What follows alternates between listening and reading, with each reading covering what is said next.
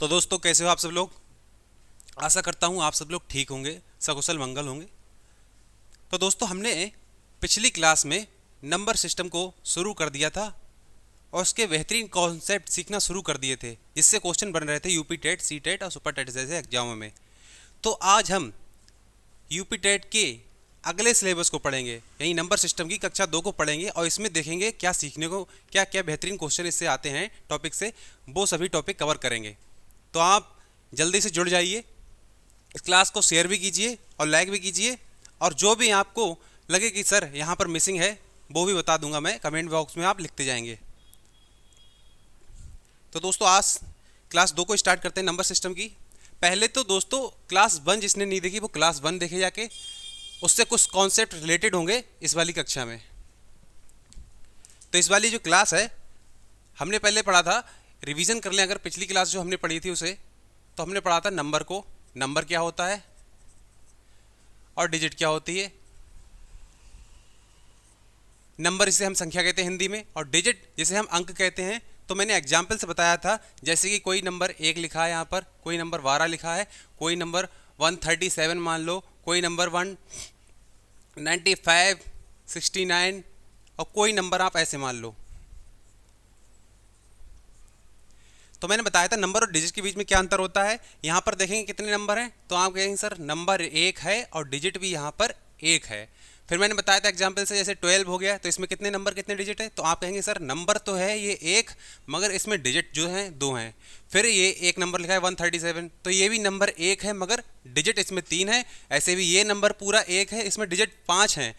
मगर यहाँ पर आप देखेंगे तो कॉमा लगा हुआ है, एक संख्या के बाद, फिर 2 संख्या के बाद, 3 संख्या के बाद। तो यहाँ पर आप देखेंगे इसमें नंबर कितने हैं, यहाँ पर भी नंबर 1 है और यहाँ पर भी नंबर 1 है, यहाँ पर भी, यानी कुल मिला के कॉमा से जो है नंबर अलग हो गए हैं। तो हमने ऐसे पढ़ा था, इसमें नंबर 1 आएगा, इसमें नंबर 1 आएगा, इसमें नंबर, मतलब डिजिट जो हैं सब में अलग अलग हैं। इसमें 1 डिजिट है, इसमें 2 डिजिट हैं और इसमें 3 डिजिट हैं। तो हम ऐसे क्वेश्चनों को सॉल्व करते हुए आगे बढ़ रहे थे। फिर हमने नंबर को और डीपली से थोड़ा पढ़ा कि नंबर के अंदर क्या पढ़ेंगे, नंबर कितने प्रकार के होते हैं।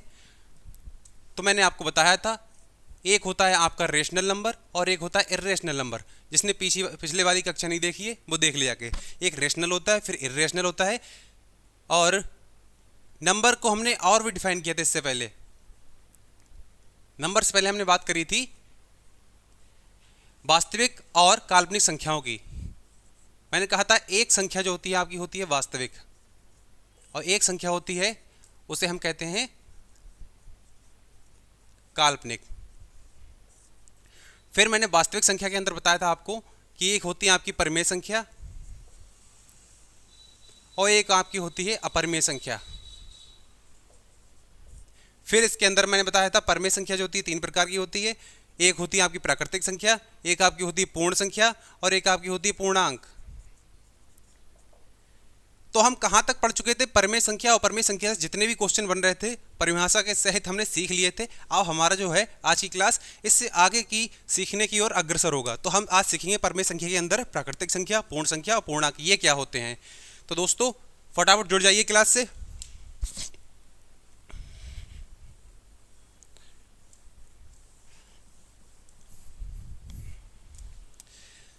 यदि मैं बात करूं आपसे प्राकृतिक संख्या की,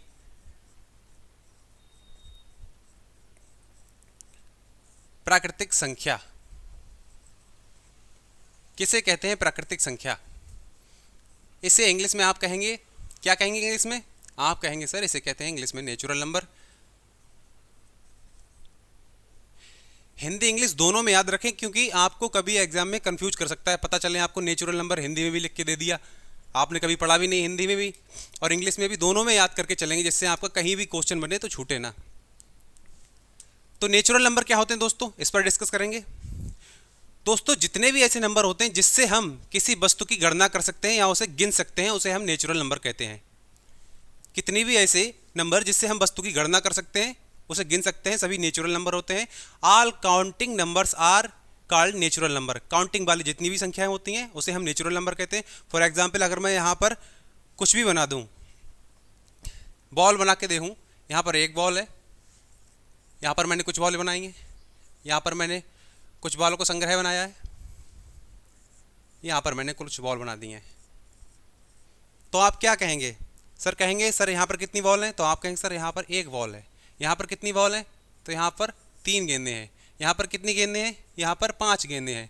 तो आप क्या कर रहे हैं? वस्तुओं को गिन रहे हैं। और किन नंबरों से गिन रहे हैं? 1 से गिना, यहाँ पर 3 से इसे डिनोट किया, इसे 5 से, और यहाँ पर आप देखेंगे तो 3 और 4 7 गेंदें हैं। तो जिस प्रकार से हम वस्तुओं को गिन रहे हैं तो कुछ नंबरों का यूज कर रहे हैं। तो इन्हीं नंबरों को हम क्या कहते हैं? प्राकृतिक संख्या कहते हैं।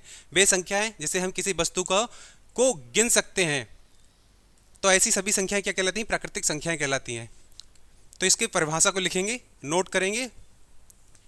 परिभाषा भी एग्जाम में आ सकती है, इसलिए परिभाषा को बिल्कुल भी नहीं छोड़ेंगे। वे सभी संख्याएं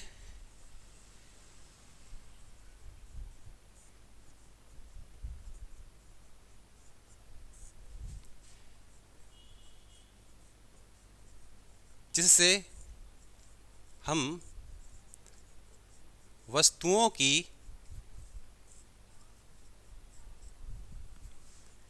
गणना करते हैं।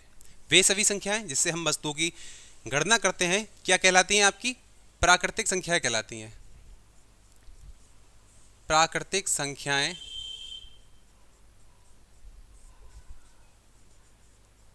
कहलाती हैं।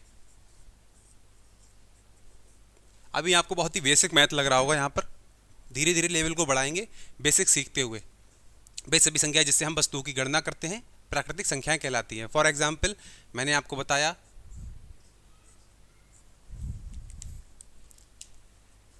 जैसे कि हो गया 1 2 3 4 5। कोई निश्चित इनका संग्रह नहीं होता, कितनी भी बड़ी संख्या हो सकती है। मगर हम बात करें सबसे छोटी संख्या की, तो प्राकृतिक संख्या में सबसे छोटी संख्या को हम बता सकते हैं कि सबसे प्राकृतिक संख्या सबसे छोटी होती है वो 1 होती है। मगर सबसे बड़ी की बात करें तो कोई निश्चित नहीं हो कौन सी वाली, कितनी भी बड़ी संख्या प्राकृतिक संख्या हो सकती है।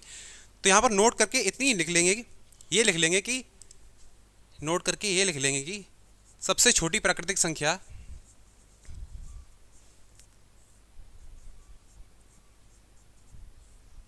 सबसे छोटी प्राकृतिक संख्या क्या होती है? 1 होती है। सबसे छोटी प्राकृतिक संख्या क्या होती है? 1 होती है। ये लाइन बहुत ही महत्वपूर्ण है आपके, जब आप क्वेश्चन सॉल्व करेंगे तो उनमें ये लाइन बहुत ही यूजफुल होगी। जैसे मैं आपसे कहूँगा आगे चलकर प्राकृतिक संख्या और पूर्ण संख्या में अंतर बताइए, तो वहाँ पर भी ये लाइन हो सकती है यूज, पूर्णांक वगैरह में। तो इतना आप नोट करेंगे, फिर आगे चलते हैं। स्क्रीनशॉट लेके या नोट कर लो या स्क्रीनशॉट ले लो, मैं मिटा देता हूँ इसको।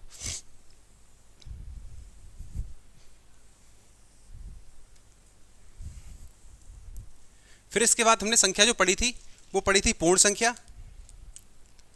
पूर्ण संख्या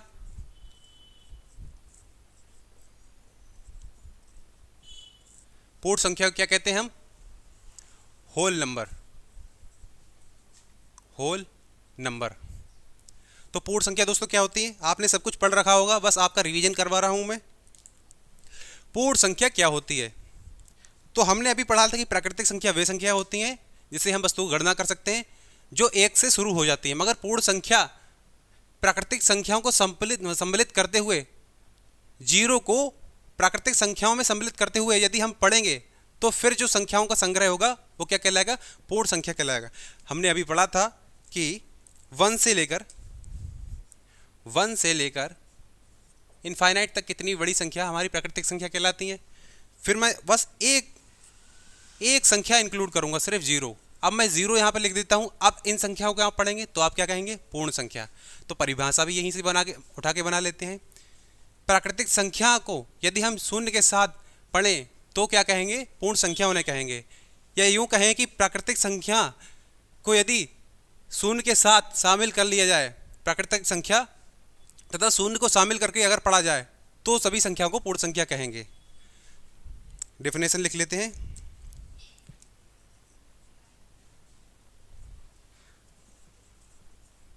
शून्य तथा प्राकृतिक संख्याओं का संग्रह शून्य तथा प्राकृतिक संख्याओं का संग्रह पूर्ण संख्या कहलाती है।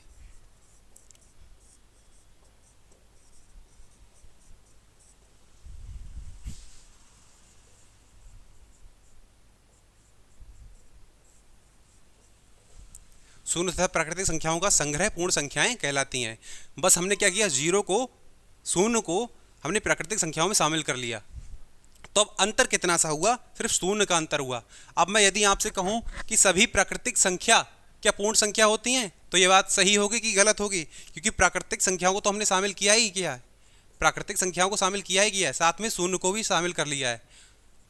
तो हम यहाँ से अंतर कर पाएंगे कि सभी प्राकृतिक संख्या तो पूर्ण संख्या होती हैं, साथ में शून्य भी एक पूर्ण संख्या होती है। तो यहाँ पर ये लाइन ध्यान रखेंगे, ये लिख भी लो कि सभी प्राकृतिक संख्याएं क्या होती हैं, नोट करके लिख लेते हैं।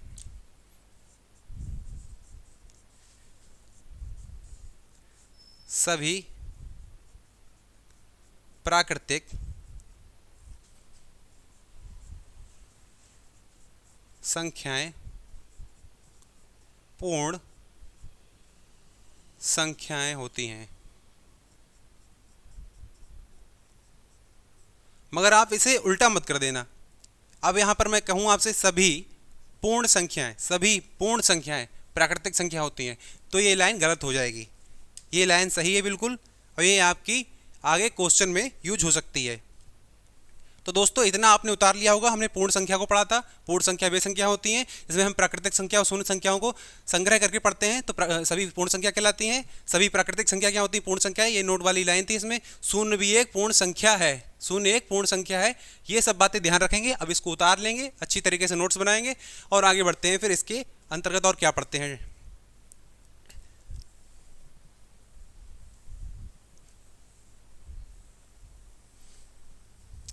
फिर इसके बाद नंबर, हमने नाम सुना था पूर्णांक। पूर्णांक क्या होता है? ये सभी संख्याएं दोस्तों वास्तव में होता क्या है, ये सभी रिलेटेड हैं आपस में। पूर्णांक पढ़ेंगे, पूर्णांक जिसको हम इंग्लिश में इंटीजर कहते हैं, इंटीजर। पूर्णांक क्या होते हैं? हमने पूर्ण संख्या पढ़ ली, प्राकृतिक संख्या पढ़ ली। अब क्या करें, पूर्णांक क्या होते हैं फिर? तो पूर्णांक वे होते हैं दोस्तों, सभी पूर्ण संख्याएं तो पढ़ेंगे इसमें साथ में, सभी पूर्ण संख्या है, परंतु जो ऋणात्मक, यदि हम सभी नेचुरल नंबर को, प्राकृतिक संख्या को ऋणात्मक कर दें, तब अगर शामिल करके पढ़ें, तब हम क्या कहेंगे, सभी को पूर्ण संख्या कहेंगे। जैसे मैंने अभी कहा था कि 0 से लेकर इनफाइनाइट तक क्या होंगी, आपकी पूर्ण संख्याएं होंगी। अगर मैं ये जो प्राकृतिक संख्याएं हैं, इनके निगेटिव्स को भी साथ में लिख दूं यहाँ पर, इनकी ऋणात्मकता को भी ऋणात्मक करके भी लिख दूं मैं यहाँ पर, तब आप ये संग्रह आप पढ़ेंगे तो आप क्या कहेंगे, तो आप कहेंगे सर ये अब तो सब पूर्णांक हो गए। तो यहाँ से परिभाषा क्या बनेगी, एग्जाम्पल से परिभाषा बनाना सीखो, तभी ज़्यादा समझ में आएगा। तो आप कहेंगे सर कि सभी पूर्ण संख्या तथा नेगेटिव्स ऑफ नेचुरल नंबर, यानी ऋणात्मक प्राकृतिक संख्याओं का संग्रह क्या कहलाता है, पूर्णांक कहलाता है। तो परिभाषा यहाँ से हमारी क्या बनी, सभी, ब्लैक से लिख लेते हैं, सभी पूर्ण संख्या तथा ऋणात्मक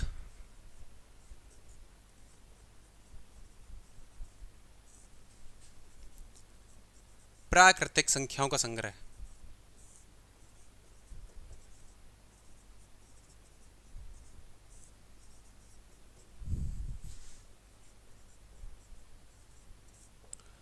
पूर्णांक कहलाते हैं। पूर्णांक कहलाता है। सभी पूर्ण संख्या, तो हमने पूर्ण संख्याओं को शामिल किया। फिर ऋणात्मक प्राकृतिक संख्या, तो ऋणात्मक प्राकृतिक संख्याओं को भी शामिल किया। अब जो शामिल करके हम संग्रह पढ़ रहे हैं, ये सभी क्या कहला रहे हैं, पूर्णांक हैं। तो पूर्णांक के अंदर क्या क्या आ गई, यहाँ से आप देखेंगे प्राकृतिक संख्या भी आ गई हैं, और यहाँ से 0 को इंक्लूड कर लें तो पूर्ण संख्याएं भी आ गई हैं, और साथ ही साथ नेगेटिव्स ऑफ नेचुरल नंबर्स, यानी नेगेटिव यानी ऋणात्मक प्राकृतिक संख्याएं भी इसमें शामिल हो गई हैं। तो अब जो ये संग्रह बना है, क्या बना है, पूर्णांक का संग्रह बना है। तो आप देख रहे होंगे पूर्ण संख्या, प्राकृतिक संख्या, पूर्णांक के बीच में बहुत ही कॉमन सा डिफरेंस है। तो अब आगे आप ये इतना सब कुछ उतार लेंगे और कुछ क्वेश्चन इनसे बनाते हैं कि आखिर क्या क्या बन सकते हैं पूर्ण संख्या, पूर्णांक और प्राकृतिक संख्या से। तो देखो दोस्तों, इसको उतार लेंगे, फिर आगे देखते हैं क्या। स्क्रीनशॉट ले लें या तो रोक लें इसे वीडियो को, नोट्स बनाते जाएं दोस्तों।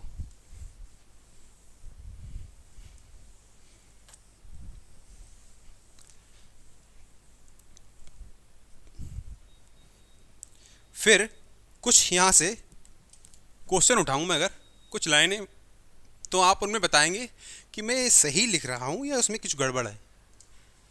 मान लिया पहला यहाँ पर मैं अगर बात बनाऊँ इन तीनों संख्याओं से, सभी पूर्णांक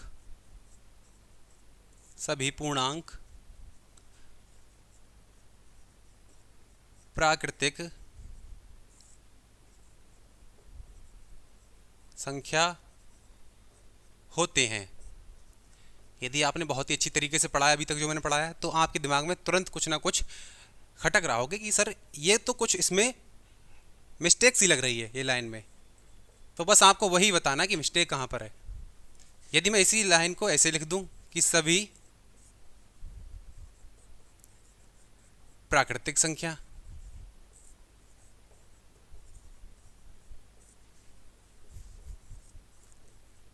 पूर्णांक होते हैं। फिर मैं यहाँ पर एक और लाइन को पुटअप कर दूं, सभी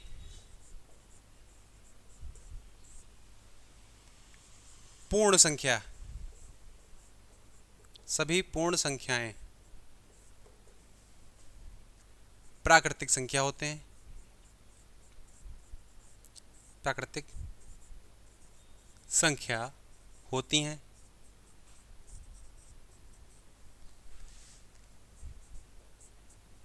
या इसे उल्टा करके पढ़ें, सभी प्राकृतिक संख्याएं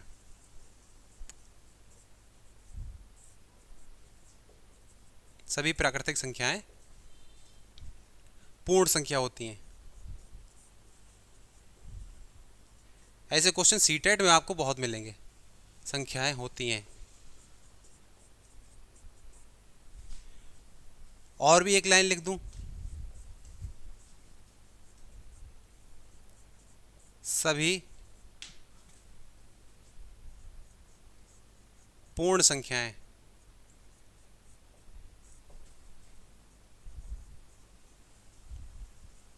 पूर्णांक होते हैं। अब आप जरा इसमें गौर कीजिए कि कौन सी लाइन इसमें सही है, कौन सी गलत है। यदि आपने बहुत ही बारीकी से पढ़ा है अभी तक जो मैंने पढ़ाया है, समझा है, तो आप एक लाइन इसमें सही, मतलब इनके बीच में अंतर कर पाएंगे। मैंने बोली पहली लाइन सभी पूर्णांक प्राकृतिक संख्या होते हैं, तो आपने क्या पढ़ा था कि सभी पूर्णांक क्या प्राकृतिक संख्या होते हैं। तो आप कहेंगे सर ये लाइन तो सरासर गलत है, क्योंकि यदि मैं यहाँ पर आपको लिख दूँ सभी पूर्णांक कितने होते हैं, मान लिया ये हो गया 0, नंबर लाइन पे लिख देता हूँ कुछ नंबर, ये हो गया 0, 1 हो गया, 2 हो गया, 3 हो गया, 4 हो गया, 5 हो गया, ये इनफाइनाइट तक जा रहे हैं। यहाँ पर इधर जाएंगे नेगेटिव से लिख लें इनके, -3 -4 इनफाइनाइट तक हो गया। अब आप इसमें देख रहे होंगे, पहली लाइन को उठाओ, अब पढ़ो, अब इस पर लागू करो, क्या सभी पूर्णांक प्राकृतिक संख्या होते हैं। तो मैंने पूर्णांक को ले लिया, पूर्णांक कहाँ है, पूर्णांक तो पूरे हैं, सभी पूर्णांक ही हैं, मगर इनका प्राकृतिक संख्या होते हैं। तो प्राकृतिक संख्या तो यहाँ तक सीमित हो गई है, ये वाली प्राकृतिक संख्या कहाँ हो गई, तो पहली लाइन क्या हो गई, पहली लाइन आपकी गलत हो गई भाई। सभी पूर्णांक क्या होते हैं, प्राकृतिक संख्या नहीं होते हैं। फिर दूसरी लाइन देखते हैं, सभी प्राकृतिक संख्या पूर्णांक होते हैं, तो आपने कहा सभी पूर्णांक है, उसके अंदर क्या है, प्राकृतिक संख्या बैठी हुई है, फिर उसके साथ ही उनके नेगेटिव्स जोड़ दिए, तब जाके पूर्णांक बने। तो ये दूसरी वाली लाइन बिल्कुल आपकी सही होगी, सभी प्राकृतिक संख्या पूर्णांक होते हैं, तो ये वाली लाइन आपकी बिल्कुल सही हो जाएगी। सभी पूर्ण संख्याएं 0 को भी इंक्लूड करके हम इनफाइनाइट तक पढ़ेंगे, ये होगी पूर्ण संख्याएं, प्राकृतिक संख्याएं होती हैं, तो प्राकृतिक संख्याएं तो यहाँ तक सीमित हो गई, ये 0 कहाँ होती है प्राकृतिक संख्या, तो ये वाली लाइन भी बिल्कुल गलत हो गई। दूसरी लाइन फिर इसके बाद देखें, चौथी, सभी प्राकृतिक संख्याएं पूर्ण संख्याएं होती हैं, तो सभी प्राकृतिक संख्याएं पूर्ण संख्या होती हैं दोस्तों, सभी प्राकृतिक संख्याएं पूर्ण संख्या होती हैं, मगर सभी पूर्ण संख्याएं प्राकृतिक संख्या नहीं होती हैं। तो ये वाली लाइन आपकी सही हो गई। फिर यहाँ पे देखेंगे सभी पूर्ण संख्याएं पूर्णांक होते हैं, तो सभी पूर्ण संख्या यहाँ से आप देख लो, सभी पूर्ण संख्या जीरो को इंक्लूड करके देखो, पूर्णांक होते हैं, तो बिल्कुल सही बात होगी कि पूर्णांक के अंतर्गत पूर्ण संख्याएं आती हैं, इसलिए ये वाली लाइन भी बिल्कुल सही हो जाएगी। तो मैं दोस्तों आशा करता हूं कि ये तीनों संख्याओं के बीच जो कॉमन सा डिफरेंस है आप कर पा रहे होंगे बेहतरीन तरीके से। इससे आपको अगर एक भी क्वेश्चन आता है तो गारंटी लेता हूं आप नहीं छोड़ेंगे उसे और बिल्कुल सही कर कर आएंगे। तो इन्हीं छोटी छोटी बातों को आगे बढ़ाते हुए पढ़ते हैं, देखते हैं आगे क्या पढ़ें, साथ ही साथ और कुछ संख्याओं को पढ़ लेते हैं। इसे आप उतार लेंगे, बहुत ही महत्वपूर्ण लाइन है। आगे चलते हैं फिर।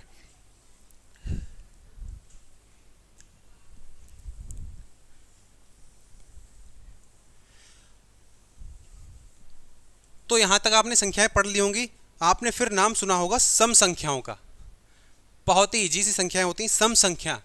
फिर आपने उसके बाद नाम सुना होगा विषम संख्याओं का, फिर आपने अभाज्य संख्याओं का नाम सुना होगा, भाज्य संख्याओं का सुना होगा नाम। तो ये सभी संख्याओं को हम पढ़ते हुए आगे बढ़ रहे हैं दोस्तों। तो अब पढ़ेंगे हम सम संख्या। सम संख्या क्या होती हैं? सम संख्या या यूं बोलें इवन नंबर, इवन नंबर सम संख्या है। सम संख्या क्या होती है? सम से ध्यान आ रहा होगा आपको कि कुछ तो मैंने पढ़ा है बचपन में, कुछ तो पढ़ा है। अभी तक 5th क्लास का सिलेबस मैं बता रहा हूँ जो अभी तक पढ़ा रहा हूँ। तो आपने पढ़ा होगा 5th क्लास में सम संख्याएं क्या होती हैं कि ऐसी संख्याएं जो 2 से डिविजिबल हों, यानी 2 से पूरी तरीके से भाग चला जाए और उसमें एक भी शेषफल ना बचे। फॉर एग्जाम्पल यहाँ पर अगर मैं लिख दूँ, यहाँ पर मैंने लिख दिया है 4। अब 4 को यदि मैं 2 से डिवाइड करूं और यहाँ पर लिख दूं 5, और 5 को यदि मैं 2 से डिवाइड करूं, तो इन दोनों संख्याओं में देखेंगे क्या शेषफल बच रहा है कि नहीं बच रहा है। तो 2 से मैंने 4 को डिवाइड किया तो 2 2 जा यानी 2 दूनी 4 हो गए। तो यहाँ पर शेषफल 4 से 4 गया, बचा कितना? 0, नहीं बच रहा है। यहाँ पर देखेंगे 2 2 जा 4, यहाँ पर कितना शेषफल बच रहा है? 5 से 4 गया तो 1 बचा शेषफल। और परिभाषा क्या कहती है? सम संख्या वे होती हैं जिसमें शेषफल ना बचे और 2 से पूरा पूरा भाग चला जाए। यहाँ पर 1 बच गया, तो ये वाली संख्या क्या नहीं होगी? सम संख्या। ये वाली संख्या आपकी सम संख्या होगी। तो ये भी एक तरीका है सम संख्या को पहचानने का। तो परिभाषा के द्वारा अगर समझें तो हम कह सकते हैं, परिभाषा यहाँ से निकालें कि वे सभी संख्याएं जो 2 से पूरी तरीके से विभाजित हो जाती हैं, हम उन्हें क्या कहते हैं? सम संख्या कहते हैं। तो यही परिभाषा लिख लेते हैं।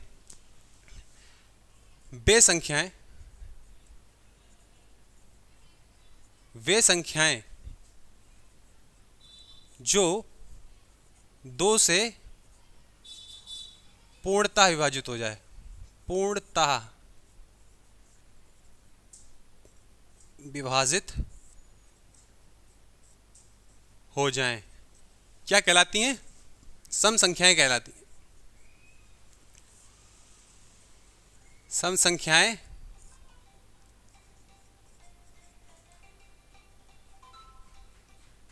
कहलाती हैं। कुछ मैं यहाँ पर एग्जाम्पल लिख दूँ क्या? मुझे तो आप बताओगे। यहाँ पर मैं लिख दूँ अगर 8 9 23 56 91, क्या इन संख्याओं में आप डिसाइड कर पाओगे कि कौन सी संख्या आपकी सम है, कौन सी विषम है? फटाफट आप बताइए कमेंट बॉक्स में।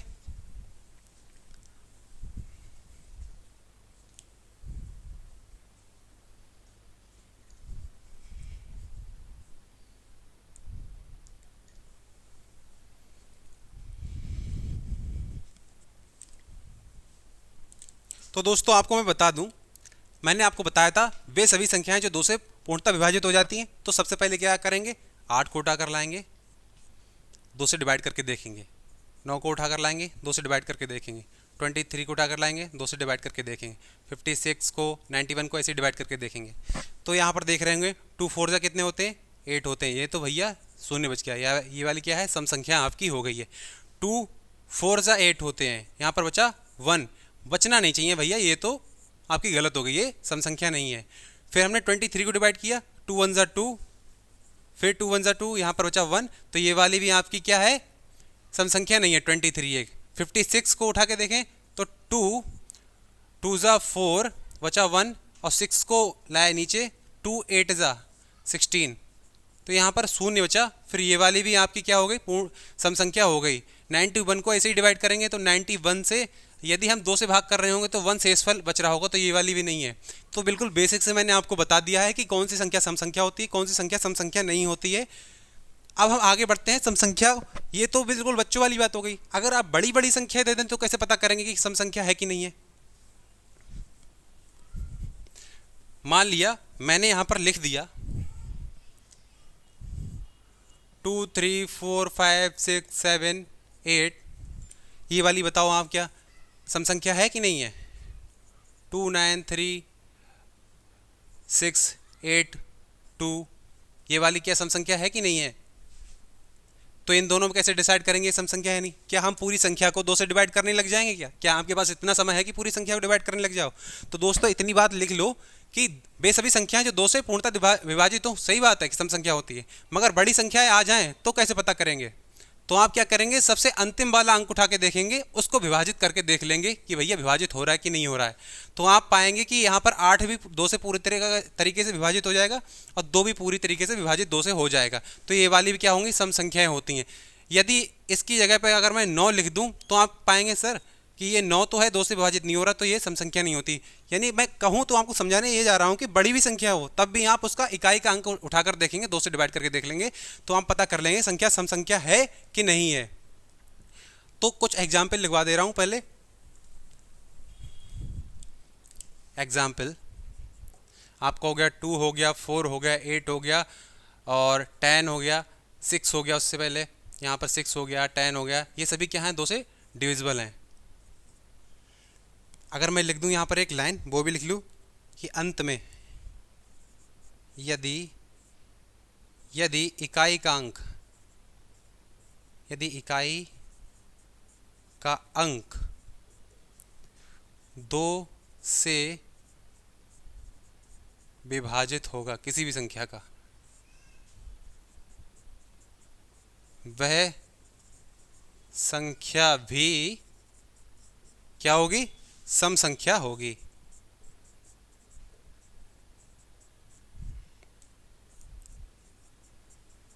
ये आप लिख लेंगे, यदि इकाई का अंक 2 से विभाजित होगा तो वह संख्या भी सम संख्या होगी।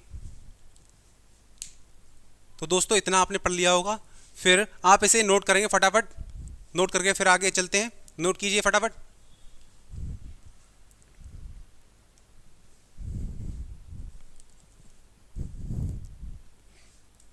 मैं डाल देता हूं इसे, अच्छा मैं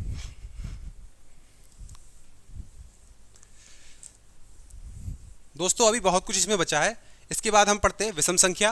विषम संख्या जिसे हम ऑड नंबर कहते हैं। इसके बाद हम पढ़ेंगे अभाज्य संख्या जिसे प्राइम नंबर कहते हैं। कंपोजिट नंबर पढ़ेंगे जिसे हम भाज्य संख्या का कहते हैं। फिर उसके बाद को प्राइम पढ़ेंगे, सहभाज्य संख्या पढ़ेंगे। बहुत सी संख्याएं हैं जो आपके पेपर में आती हैं, उन्हें हम डीपली से पढ़ेंगे। उस एक भी ऐसा मतलब संख्या नहीं छोड़ेंगे जो आती हो और छोड़ दें, हम एक भी टॉपिक ऐसा छोड़ेंगे नहीं। तो आज के लिए इतना ही, अगली क्लास मिलते हैं। जय हिंद, जय भारत।